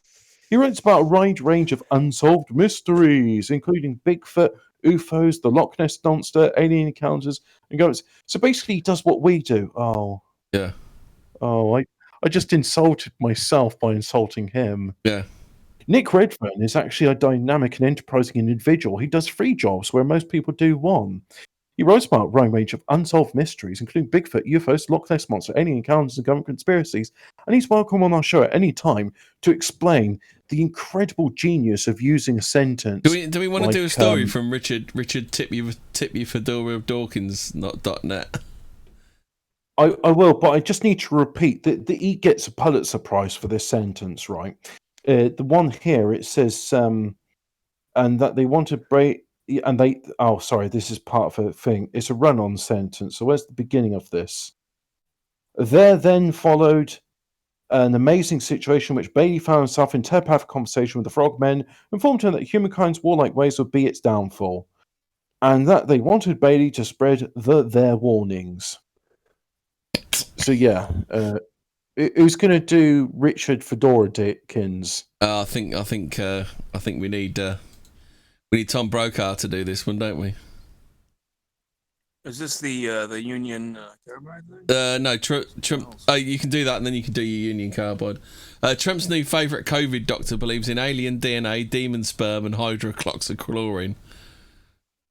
Based. Is this on the first page there? Oh Yeah. yeah, Trump hints at UFO. No. It's in general. I've put it in general because I'm on a different site. Okay. Let me switch up here. Well, it's being really slow today. You're really slow right, on bet. escapes there. He's slow in general. Dawkins. All right. Well, We know this is going to coming be through loud based and clear because there, Hemi. we know it's going to be Trump's based. new favorite COVID doctor believes in alien DNA, demon sperm, and hydroxychloroquine. A Houston doctor who praises hydroxychloroquine and says that face masks aren't necessary to stop transmission of highly contagious coronavirus has become the star on the right-wing internet, garnering tens of millions of views on Facebook on Monday alone. Donald Trump Jr. declared the video of Stella Emanuel is a must-watch, while Donald Trump himself retweeted the video. Where Trump and his supporters embrace Emanuel's medical expertise, though, they should consider other medical claims Emanuel's made, including those about alien DNA and the physical effects of having sex with witches and demons in your dreams. Emanuel, a pediatrician and a religious minister, has a history of making bizarre claims about medical topics. And I'm guessing he's probably He's more of a often claimed- pedophile than a pediatrician. Oh, of course. He likes the old Tickle Me Elmo dolls, too. Yeah. He often claimed that gynecological problems like cysts and endometriosis are in fact caused by people having sex in their dreams with demons and witches. Okay. Based. I think that'll do. I don't think we need to read any more of that, do we? It's about that. A lot of strange stuff going on these days. I'm reading a bit more about time travel. This ties into the story you did earlier about sending a message back in time. Yeah. And the idea is that he's going to send Morse code towards Cygnus X1, which is believed to be a black hole. Yeah. And if it's angled right, it will come back to Earth, but it will come back to Earth before back in time, because LOL, it'll be going faster than light, therefore it goes back in time. How does that work? I don't know. Nobody knows. Physicist pursues lifelong dream of time travel. And because he'd done that, he saw next week's lottery numbers, so he was able to finance this project. Yeah. University of Connecticut physics professor Ron Mallett hopes to one day build a working time machine. Oh, in that case, the headline's a bit misleading because that's that. Yeah. Anyway, during a recent interview with CNN, Mallett, who is a respected physics professor who picked a pickled pepper, claimed that he had written a scientific equation that could serve as the basis for time travel. A concept that he became obsessed with as a young boy after reading The Time Machine by author H.G. Wells. Ooh. Its goal that he's been pursuing for most of his life, and although the 74-year-old admits that he is unlikely to see time travel became a reality during his lifetime. Fuck you. It's a goal that he has been pursuing for most of his life, and although the 74-year-old admits that he is unlikely to see time travel became a reality during his lifetime. Honestly, are these journalists like from South Africa or something? There's a chance that his efforts will be contributing in no small part to the creation of a working time machine in the future. Back in 2018, we reported that Mallett had put together a prototype device designed to demonstrate some of the principles involved in his time travel concept. Brave Hobbit. The device features a ring of lasers, and the idea is to twist the space inside of the ring with fricking laser beams. According to Mallett, because time and space are intricately linked, warping one should also warp the other. If space is being oh, hang on. He's from, where is he from? He's from, he's 74 years old, and he's a physics professor from Connecticut. If space is being twisted strongly enough, this linear timeline is going to be twisted into a loop. If time all of a sudden is twisted into a loop that allows us the possibility of traveling into the past, he said in a melodramatic voice. Creating a fully functional version of the device would require extremely large amounts of power and a way to miniaturize all the components, 2 hurdles he has yet to overcome. There is also another problem. One that severely hampers his dream traveling back in time to see his father, who tragically died of a heart attack when he was just 10 years old. You can send information back, he said, but you can only send it back to the point at which you turn the machine on. In other words, according to his understanding of time travel physics, time travel can only be achieved between the present and the time which the machine itself was first activated. For Mallet, therefore, travelling back in time to see his father seemed to be impossible. Boring. I want to use the F slur word, but I'm not going to. Just call him a bunch of fops, but that's okay. He's a fop. Yes. He's a fop, and I'm going back to X Paranormal because that's better. Okay, that image is creepy. I regret clicking on that. So, on the topic of some more poo news, we have Union Carbide sabotage lie. Immediately after the disaster, Union Carbide launched an aggressive effort to obscure the cause, paying the only study ever to conclude the sabotage was responsible. Although the study has never been entered into evidence in the court of law, its scientific value is dubious. Dow and Carbide cite it shamelessly as they flee any responsibility for Bhopal, which is where the giant poo explosion occurred and claimed many lives. Every investigation analysis has not paid for Carbide conclude other causes other than sabotage. The process safety system trumpeted by Carbide, including a design modification installed in May 1984 on the say-so of U.S. engineers. The jumper line, a cheap solution to a maintenance problem, connected a relief valve header to a pressure vent header, which enabled water from a routine washing operation to pass between two on one through a pressure valve into the mic storage tank 610. Carbide's initial investigation agreed the pressure valve was leaking, but declined to mention the jumper line. Carbide itself has cast doubt on the sabotage theory. In congressional hearing testimony on March 26, 1985, Union Carbide's CEO Warren Anderson stated there was no evidence whatsoever that sabotage was behind the incident at Bhopal. Mr. Anderson was also quoted at a March 85 press briefing saying sabotage is always potential and you don't have to worry about it. That is why you need the redundancy.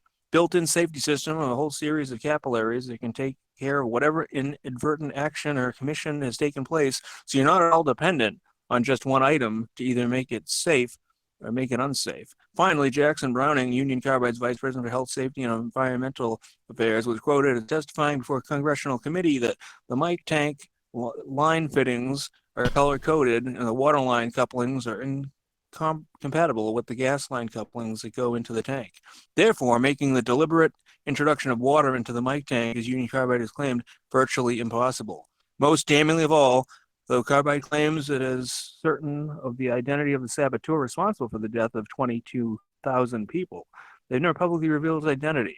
In fact, they've been particularly careful to avoid doing so because it would invite a libel suit in which theory and the facts of the disaster would be open to scrutiny. So there we go. Oh my god, I probably shouldn't just go on the tangent there, but I found a proper good creepypasta. Go on then. Go for it, Hobbit. All right, so this is in this topic, Radman happenings. I've been having a few encounters with Radman recently, and I feel, and Colin, you don't need to do a voice for all. You need to tell you guys about one encounter left the idea of Ratman as more than a myth. Me 2 weeks ago, come home late from work, tired ASF, so hop into bed instantly. Leave window open because somewhere I am is hotter than fuck mother. Fall asleep almost instantly, wake up sometime later, nothing unusual, just feel kind of hungry, so I grab something from the kitchen. As I walk into the kitchen, I notice a silhouette outside my garden through the window. Think it's just some junk and kind of yell at him to GTFO or beat his ass. The thing gets on all fours and fucking crawls into the wooding. In pure shock at first, but tried to think realistic what it could have been. Felt a bit spooked, so I went back to bed and tried to get some shut-eye. Wake up again to scratching on my window, maybe 2 hours later. Yeah, but you said you left your window open. Nope, out of my bed and hit the light switch, pull back curtains, horror. Most disgusting fucking thing in my life. Huge, and I mean huge fucking rat humanoid. Maybe 6 foot tall, I really don't know. The thing bolts it away on all fours. Don't get any sleep that night. So patrol the house looking for the thing for each and every window. Still haven't been getting any sleep since, but the rat thing hasn't been around either, so maybe it's all over. Please share other encounters with the rat men. I hope to God I'm not the only one on the board who has seen it. And then there's like 57 replies to it. Hopefully someone uses the F slur. No, there's a bump with an image of a mousetrap. That's very anti-Ratmanist. Someone say Paul Knife. No such thing as Ratman, take your meds, man thing. That's Skaven talk. Because he's saying, no such thing as Ratman. Take your meds, man thing. Yeah. Oh, Hobbit, can you read Candle Cove for me? Because you said you were going to read it, didn't you? Oh, yeah, Candle Cove. I mean, that's my favourite ever creepypasta. Oh, Candle Cove. Yeah, sorry, because I was thinking of Coral Castle, which we should do a whole episode about. Have you got Candle Cove? Where have you posted it? I'm just looking for it. Excuse me. Do you know Candle Cove, Donny? It's the television show which people watch, and but then they turned out like, no, it wasn't. It was just watching static all the time, and you're making it up. Yeah. So, I know you know all about that. That's much better. Yeah. Oh, so here we go. It goes as estimated reading time is 4 minutes. So there we right. It goes Nostalgia Forum, television, local, and Skies Hale 033 says Candle Cove local kids show. Does anyone remember this kids show? It's called Candle Cove, and I must have been 6 or 7. I never found reference to it anywhere, so I think it was on a local station around 1971 and 1972. I live in Ironton at the time. I don't remember which station, but I do remember it was on at weird time, like 4 p.m. Why is that a weird time? Mike_Painter 65 says, it seems really familiar to me. I grew up side of Ashland, and it was 9 years old in 72. Candle Cove, was it about pirates? I remember a pirate marionette at the mouth of the cave talking to a little girl. Skysell responds, yes, okay, I'm not crazy. I remember Pirate Percy. I was always kind of scared of him. He looked like he was built from parts of other dolls, real low budget. His head was an old porcelain baby doll. Looked like an antique that didn't belong on the body. I don't remember what station this was. I don't think it was WSF though. Why do American stations all have to have these letters? Why can't they just be called like Radio 1 or something? Donny? Jaren _ Yeah, why do you have like KATF or WCO? Well, it's because our country is bigger than my sock, so that's pretty much why. I mean, there's so many regions, like time zones. So if you right, I think most of it has to do with the licensing, just the broadcast license. I'm bored with this explanation now. Sorry. It's not autistic. That's the other question I have for you, Hobbit. Why would you want to cure autism? If you cured autism, we couldn't do any of these shows. That's a good point, yeah. I'll let you know what happens after taking some of the diacetyl Earth. Jaren 2005 says, sorry you resurrect this old friend, but I know exactly what show you mean, Sky Shell. I think Candle Cove ran for only a couple of months in 1971, 1972. I was 12 and I watched it a few times with my brother. It was Channel 58, whatever station that was. My mom would let me switch to it after the news. Let me see what I remember. It took place in Candle Cove when it was about a little girl who imagined herself to be friends with pirates. The pirate ship was called the Laughing Stock, and Pirate Percy wasn't a very good pirate because he got scared too easily. And then there was a calliope music constantly playing. Don't remember the girl's name. Janice or Jade or sang. I think it was Janice. Skies Hale 33 says, thank you, Jaren. Memories flooded back when you mentioned the laughing stock in Channel 58. I remember the bow of the ship was a wooden smiling face with the lower jaw submerged. It looked like it was swallowing the sea, and it had this awful Ed Wynn voice and laugh. Ed Wynn? Ed Wynn. I was especially... the dude from... he played the Mad Hatter in the Alice in Wonderland. Oh, okay. Yeah. Oh, okay. Oh, yeah, I can imagine that sort of voice. I especially remember how jarring it was when they switched from the wooden plastic model to the foam puppet version and the head that talked. Mike Painter says, Haha, I remember now too. Do you remember this part, Sky Shell? You have to go inside. Sky Shell responds, Mike, I got a chill reading that. Yes, I remember. That's what the ship always told Percy when there was a spooky place he had to go in, like a cave or dark room where the treasure was, and the camera would push in on Laughingstock's face with each pause. You have to go inside. With his two eyes askew, and that flopping foam jaw, and the fishing line that opened and closed it, ugh. It looked so cheap and awful. You guys remember the villain? He had a face that was just a handlebar mustache above a really tall, narrow teeth. Kevin Hart says, I honestly thought the villain was a pirate Percy. Kevin Hart, they're getting really imaginative with these names, aren't they? They're good, aren't they? I was about 5 when this show was on, Nightmare Fuel. Jaron, 2005, replies, That wasn't the villain, the puppet with the mustache. That was the villain's psychic, Horace Harlow. He had a monocle too, but it was on top of the mustache. I used to think that meant you had only one eye. But yeah, the villain was another marionette, the skin taker. I can't believe they let us watch that back then. Kevin Hart says, Jesus H. Christ, the skin taker. What kind of kid show were we watching? I seriously could not look at the screen when the skin taker showed up. He just descended out of nowhere on his strings, just a dirty skeleton wearing that brown top hat and cape, and his glass eyes that were too big for his skull, Christ almighty. Skyshell responds, Wasn't his top hat and cloak all sewn up crazily? Wasn't that supposed to be the children's skin? Mike Painter responds, Yeah, I think so. I remember his mouth didn't open and close. His jaw just slid back and forth.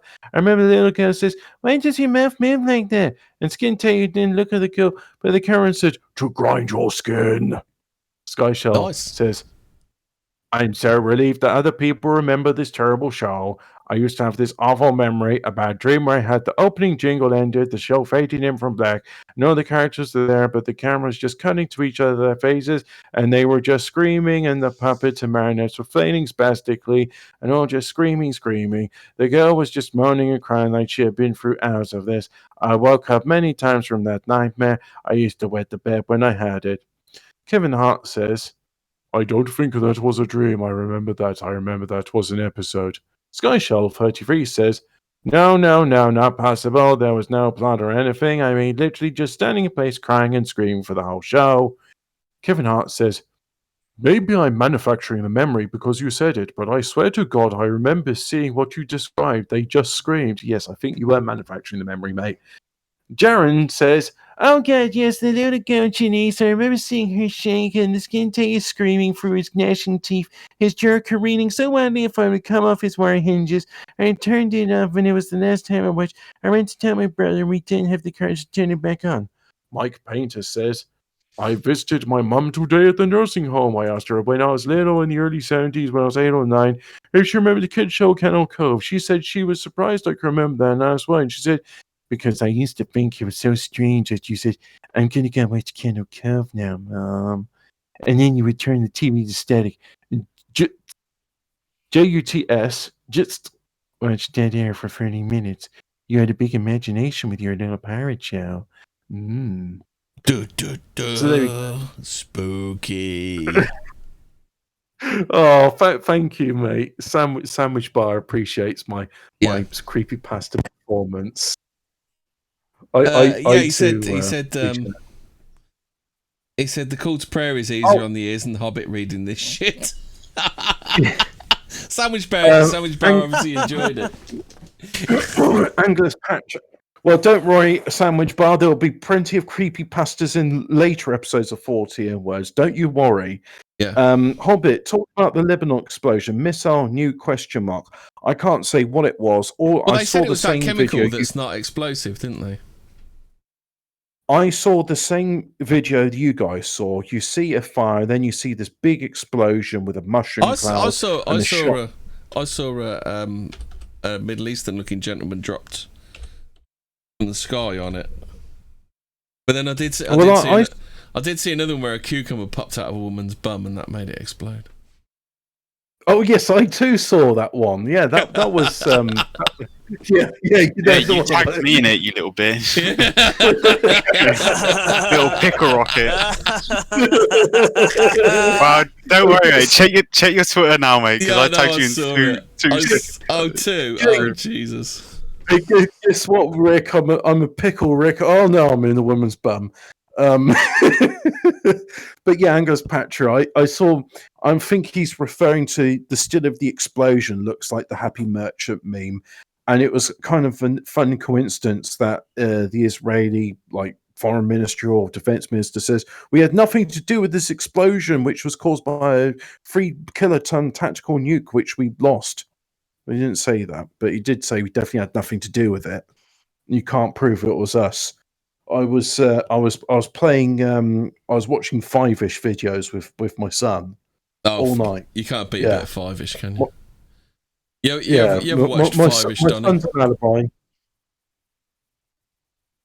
5-ish. It's almost as good as Canal Cove is 5-ish. Yeah. And it's really good stuff. I mean, the kids sit in front of the television. And it's like, Mum, it's my show with the dancing $5 bill again. Son, you've got such an imagination. No, he's real. He's saying, you have to go inside and buy it for 20% off. Is it just me that's getting amused with this? Have you seen the one where it goes through the airport? That's actually pretty funny. I haven't seen any of the episodes of 5-ish. I've seen some stills of it and just thought, oh yeah, this looks creepy. Oh, you need to watch it. It's funny. It's like the kids are the most 4B2-y little kids you've ever seen in your life, mate. I know, that's why I don't want to see it, because it's creepy. And I don't like scary things. No. No, it's creepy. You don't like it. Mm. Oh no! Oh, also, speaking of which, there's something that's been going around Twitter recently, and so he just says, I just learned from a very credible source in Austria. Beirut, just before we get off it, Lebanon's interior minister says it appears a massive explosion in Beirut was caused by the detonation of more than 2,700 tons of ammonium nitrate. Yeah. Okay. Now, I've got two chemists in there. So do you want to say why that can't happen? Well, because you'd need something that had a primer in it to make that go off. That's why. Each and every one, or would you only need to blow one up? You'd need synchronized. I mean, if they just blew one up, I don't know if the flashpoint would blow all of it up. But the way that blew, it had it probably had like an electric detonator. The way those things blow, probably some primacord tied around it. You know what I mean? It was a big sudden explosion. It wasn't a series of explosions like you'd expect in a warehouse full of fireworks or fertilizer. Yeah. But the main thing I was saying about this is they're saying that the blast is equivalent to 3 kilotons of TNT. So that would be kiloton. That's like 1,000 tons. So this would be 3 million tons of TNT. But ammonium nitrate is nowhere near as powerful as TNT. So, I mean, like, I don't know, but let's say like ammonium nitrate is like 1/10 of the power of this. We're talking about 30 million tons of ammonium nitrate. It looks a bit. I'm sorry, mate. It looks a bit fake to me. I mean, everyone's covered in blood, but they're all in one piece, and they're just kind of like milling around, aren't they? It's like no one seems bothered, do they? In all the videos I saw, they were just like milling around, weren't they? Maybe they're in shock or something. I don't know. I mean, to me, this looks about as this looks as much of a gay op as 9/11 and the 7/7 stuff. So yeah, we'll have to wait. News, all right. Yeah, we'll have to wait a few months before we'll see what actually happened, because I can't trust the news. Well, because it just gets turned into water, amines, and air. I mean, that's all it gets turned into when you oxidize NH4NO3. I mean, that's probably why they use that there. Is fireworks, Like, come on, what do they need fireworks for in the middle of that place? It sounds like some bullshit. Sounds like a baby crying somewhere. That's my cat. Oh, okay. Yeah, why do cats sound like? Oh, I heard that's to like elicit sympathy responses in women. Mm-hmm. Yeah. That's why so many of them have cats, and they put clothes on them. Yeah, that's a substitute for family, isn't it? I mean, we could always, put clothes on Geralt, but I don't know. I don't think he'll come back. I think the only clothes he needs are those pajamas with the sleeves that tie around the back. Yeah, he needs a jumper. Yeah. Straight jacket jumper. PJs. Oh, good. People are posting porn in my timeline again. Oh, getting nice. bored. There you go. Yeah. Right, are we all done here then? Oh, yeah. Yeah. Night all. Don't forget to subscribe to Fortean Words every Thursday. Yeah. I mean, no, the other show, Grub and Glory. If you want to listen to everything, including the stuff we did with Caber, you go to www.anchor.fm/14 words. Same with Grub and Glory.